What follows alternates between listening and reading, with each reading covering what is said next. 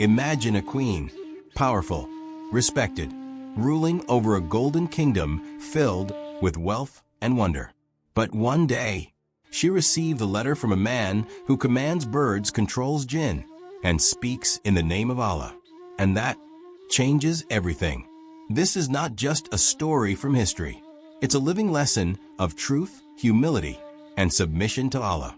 This is the story of Bilqees, the Queen of Sheba. In the heart of ancient Arabia, there was a flourishing kingdom, lush valleys, flowing rivers, and palaces of marble and gold. This was Sheba, known as Saba in the Quran. And at its helm, a woman of brilliance and power, Queen Bilqees. She ruled with strength. She led with wisdom. And her throne? It was no ordinary seat of power. The Quran describes it as a mighty throne, one of beauty and magnificence. But beneath all this glory, there was a problem. Her people worshiped the sun instead of Allah. I found her and her people prostrating to the sun instead of Allah. Surah An-Naml, verse 24. They had wealth. They had prosperity. But they were spiritually lost. Far away in Jerusalem, Prophet Sulayman, peace be upon him, noticed something unusual. One of his soldiers, a tiny hoopoe bird, was missing. Why do I not see the hoopoe? Or is he among the absentees? Surah An-Naml, verse 20. The bird soon returns and brings astonishing news. I've come to you with news from Sheba. Verse 22. He tells of a queen ruling with honor, but worshipping the sun. Sulayman, peace be upon him, listens, thinks, and then writes a letter, not to conquer, not to humiliate, but to invite her to the worship of Allah alone. The letter begins, "In the name of Allah, the most gracious, the most merciful." A phrase of mercy, a phrase of dawah.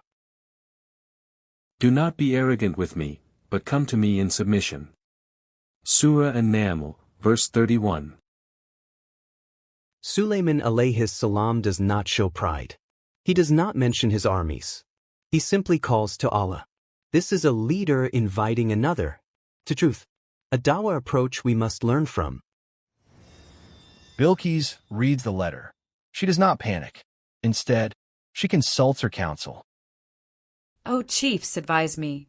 I do not make decisions without your input. Verse 32. They suggest war, but she sees deeper. When kings enter a city, they destroy it and humiliate its people. Verse 34. She chooses peace. She sends a gift, testing Sulayman to see if he's a man of faith or just another conqueror. Sulayman alayhis salam responds, Do you offer me wealth? What Allah has given me is better than what He has given you. Verse 36. He rejects the gift. He is not interested in gold or jewels. He is a prophet, on a mission. We will come to them with armies they cannot face. Verse 37. Bilqees decided to travel to Jerusalem. Before she arrives, Sulayman alayhis salam asks, Who can bring me her throne before she comes? One powerful jinn offers. But then, a man with knowledge of the book says, I will bring it, in the blink of an eye. Verse 40. And suddenly, her entire throne is transported from Yemen to Jerusalem.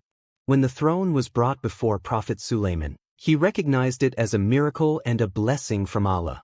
His immediate response was, This is by the grace of my Lord to test me whether I will be grateful or ungrateful.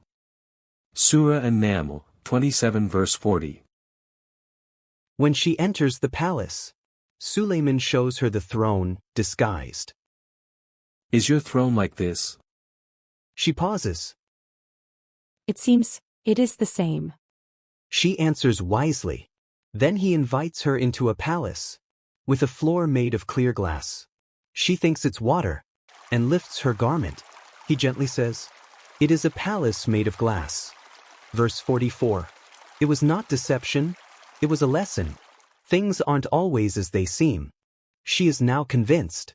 Not by force, not by fear, but by truth and humility. She says, My lord, indeed I have wronged myself, and I submit, with Sulayman, to Allah, the Lord of the worlds. Verse 44. What do we take from this? 1.